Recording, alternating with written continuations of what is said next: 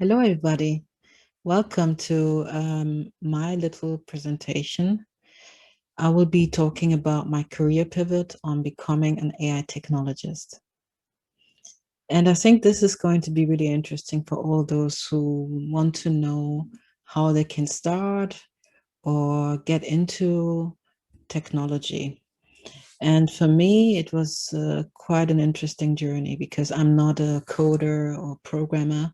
However, I still managed to get into this field and to learn new things.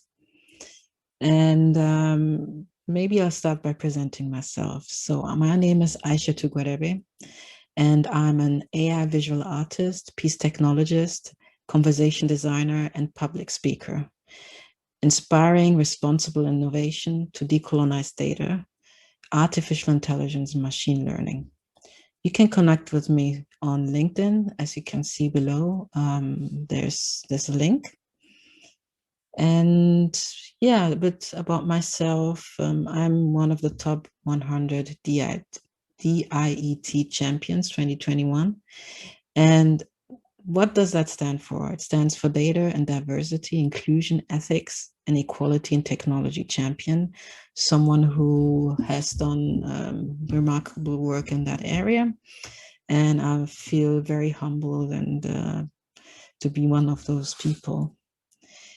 Especially as I started my AI journey just when COVID started to hit last year, exactly 1 year ago.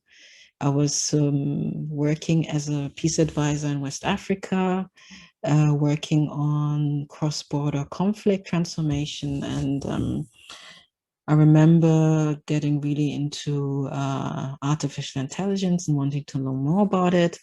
And I'm also an artist, so this was also an entry point for me. And this is an image that a piece that I developed.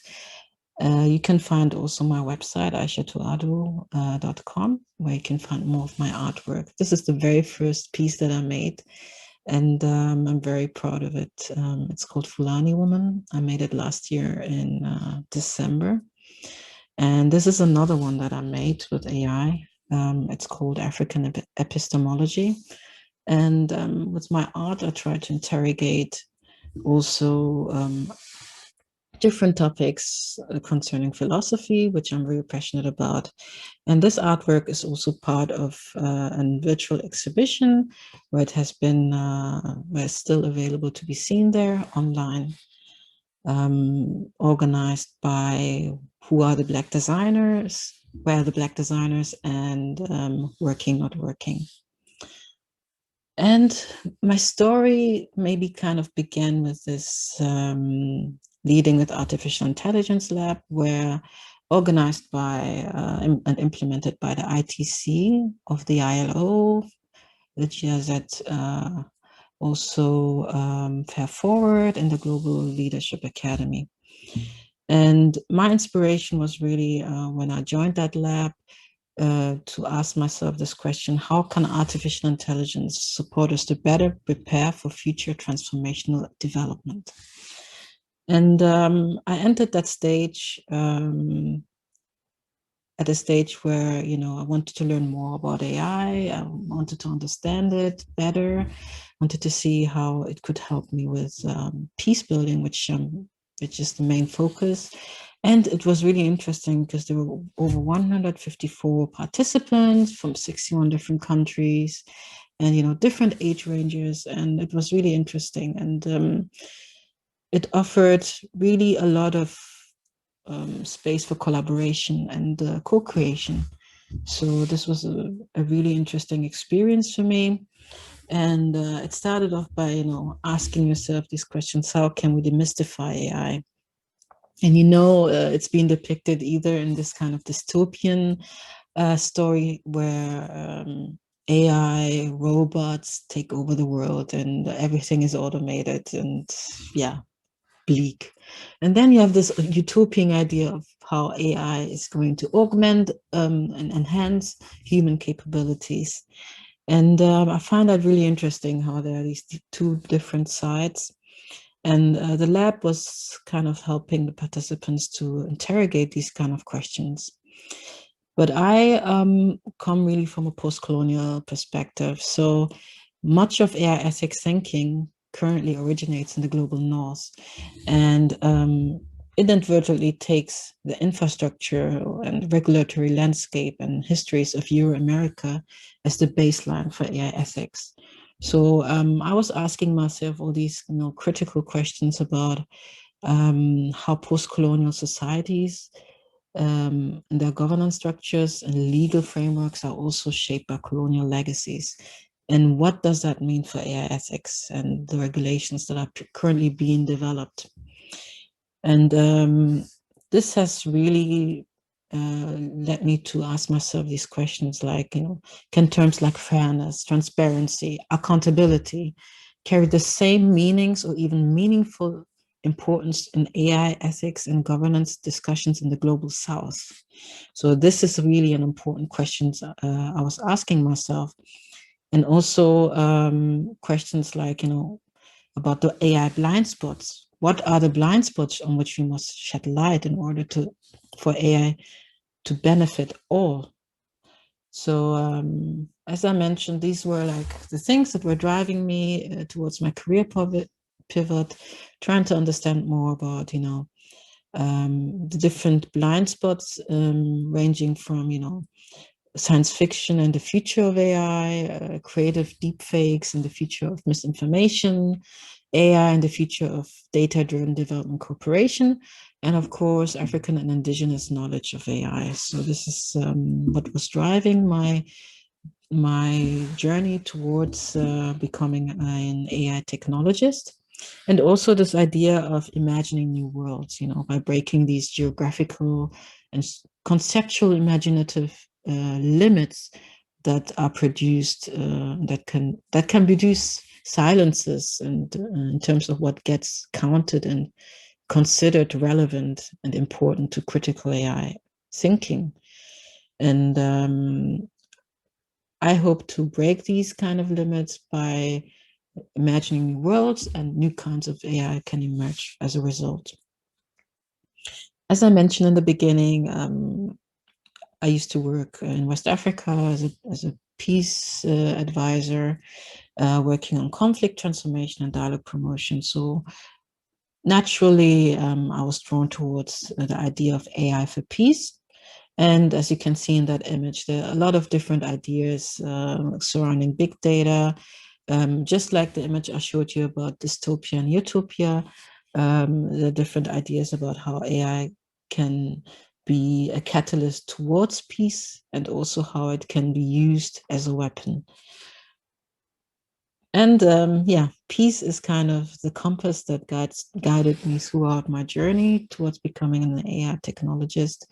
And while I was in the AI lab, I was working on this particular question, trying to figure out how we could predict violent conflicts between nomadic cattle herders and sedentary farmers in sub-Saharan Africa before they arise, and help to stop them.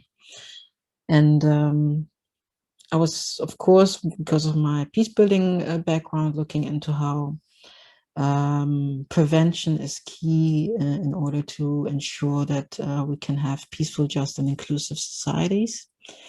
And I was particularly drawn towards natural language processing, also known as NLP, or computational linguistics. And it's a subfield of artificial intelligence, machine learning, and linguistics, and a branch of AI that helps computers or machines understand, manipulate, and interpret human language. So, of course, as I'm originally from Nigeria, so Hausa is kind of the language that I also speak. So I was looking into how Hausa NLP for social impact could benefit, could be produced in order to develop some kind of conflict prevention tool. And I also realized while I was analyzing how to go about it, that one really big problem was language barrier. That over 2,000 languages that exist in the 54 different African countries, that among them you have a lot of people living in urban areas. but most of them actually living in the rural areas in the periphery. And I was thinking about how can we create NLP that can better serve these languages and communities. And I'm very inspired by post-colonial thinking, as I mentioned. And there's this author, Ngugi wa Thiong'o, who wrote about how to decolonize the mind. And one particular part, he speaks about how language and culture carry a particular importance in how we perceive ourselves and our place in the world. And if you think about it in terms of AI, it helps also to and it embeds culture, and it kind of has a code for the culture. So how can we ensure that these 2,000 different languages that exist in Africa, that they also are not left behind? And another thing, AI has the potential to preserve languages. Currently, we have 52 African languages that have undergone language death, which is something we have to aspire to stop. So that is why my aspiration is to promote awareness around linguistic and cultural diversity, promoting the preservation and protection of all African languages by developing AI-enabled machine translation for African languages. And I'm really interested to do that with female annotators. And why African NLP? As I mentioned, it could help to translate between all the different African languages that exist. It could create a meeting ground for more language communication. And I think it's just something that will help the African continent to further be in the driver's seat of developing solutions that are more localized. And here it can, of course, help to bridge the language gap. And now that we're here in this fantastic setting of the IoT Day, thank you, Sudha, for inviting me to join and to also share my story with these fantastic other 22 women that will also have some interesting things to share with you. And here I want to give you some career pivot tips that I came across. So I really like this quote by Gandhi, and he says, you know, be the change you wish to see in the world. And this is kind of what is guiding me. Peace is really important to me. So this is what is my compass, what is guiding me. And here I want to share with you one super secret that I use is I analyze the resources that are at my disposal, and I think about the 10% that I could change. And in this case, I remember having embarked on a journey towards learning more about technology and how I can use it for peace, and thinking about how if I could increase for 10% what I learn or do about AI, what difference would that make? And as you can see from my journey, it's been a year, and I've been doing a lot of things. I participated in online courses. Sudha did like an amazing AI course on for business and product owners that really was mind-blowing and amazing. I can only recommend her courses, or any course you can find that can help you increase that 10% of capacity that you have. And, you know, like I said, it's kind of like a magic formula. For me, it was like, wow, this is it. You have to do what you love and increase the amount of time that you dedicate for that. And for me, it was, of course, marrying technology with peace. And one advice I can give as well is, you know, to think outside of the box. You know, even the technologies that exist out there, try to think about, you know, what's next? What could you do that is outside of what is already done? And Also, don't wait, do it now. Because sometimes later becomes never. So you have nothing to lose. Just do it. And here there are the 3 E's that I would like to also let you know about. Execute small experiments. And it's about piloting small experiment to help you test these 3 E's, which are, do I employ this new thing? Can I become an expert at it? And is there room to expand?